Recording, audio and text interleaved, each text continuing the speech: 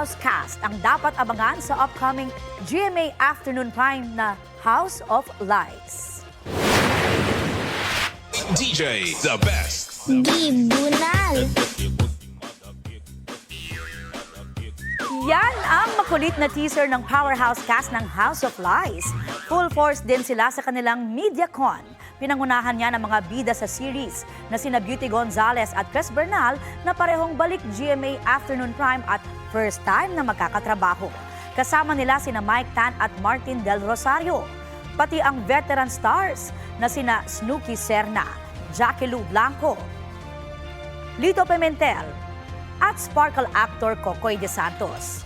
Present din sa MediaCon sina GMA Entertainment Group Officer in Charge Cheryl Chingsi at Vice President for Corporate Affairs and Communication Angel Cruz. Abangan sa Lunes 3:20 p.m. House of Lies sa GMA Afternoon Prime. Isinare din sa inyong mare ng ilang cast members ang kanilang insights sa pagbuo ng series. I must admit, nakakapagod siya kasi drama. Napakabigat ng eksena. And syempre sa mga co-actor ko, mabigat na nga.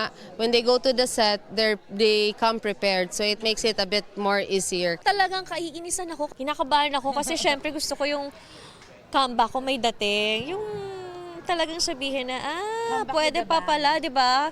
Pwede pa pala siya, kaya niya pa palang umarte. Paano i-reveal yung bawat kasinungalingan at paano namin tinatago. Sa totoo lang yung pagkakalatag ng script, kahit ako hindi ko alam kung ano mangyayari. Dito ang interesting sa House of Lies, lahat ng karakter dito may kasinungalingan. Yung mga viewers, kailangan nyo abangan to kasi every week may revelation, madaming pasabog ng mga tinatago ng mga characters.